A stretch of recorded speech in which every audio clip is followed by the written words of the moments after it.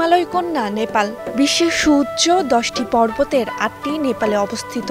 চোখ জুড়ানো বরফে ঢাকা এসব পর্বত থেকে শুরু করে দৃষ্টিনন্দন ঝর্ণার টানে প্রতি বছর নেপালে ছুটে যান বিশ্বের বিভিন্ন দেশের লাখ লাখ পর্যটক। অ্যাডভেঞ্চারের পাশাপাশি ঘুরে দেখেন হিন্দু ও বৌদ্ধ ধর্মের সব পুণ্য স্থান।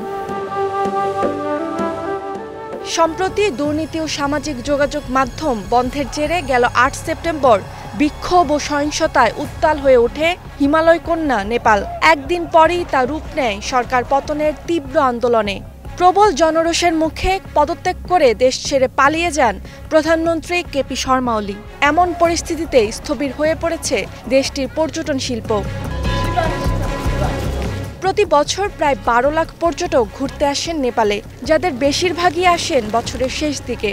দেশটির অর্থনীতিতে পর্যটন খাতের অবদান 8%, কিন্তু বিক্ষোভ আর সহিংসতায় অক্টোবরে পর্যটন মৌসুম শুরুর আগেই দেশটিতে পর্যটক কমে গেছে প্রায় 30%। আর্থিক ক্ষতি হয়েছে 2,500 কোটি রুপি। আগুনে পুড়িয়ে দেয় শুধু কাঠমান্ডুর হিলটন হোটেলেই ক্ষতি হয়েছে 800 কোটি রুপি। 2015 সালের ভূমিকম্প এবং 2020 সালের করোনা মহামারী সংকট কাটিয়ে উঠেছিল নেপাল। এবারও আশাবাদী আমরা। বর্তমানে নেপালে অবস্থান করছেন প্রায় 15,000 পর্যটক।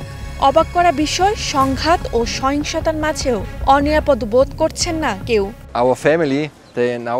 আমাদের পরিবার ও বন্ধুরা বলেছিল যত দ্রুত সম্ভব বাড়ি ফিরে আসো, কিন্তু আমরা এখানে অনিরাপদ বোধ করছি না।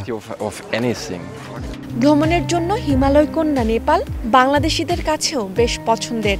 আগাম ভিসা নিতে হয় না বলে ভ্রমণ পিপাসু অনেকেই প্রতি বছর ঘুরতে যান নেপালে। Roksana Rimi, star news.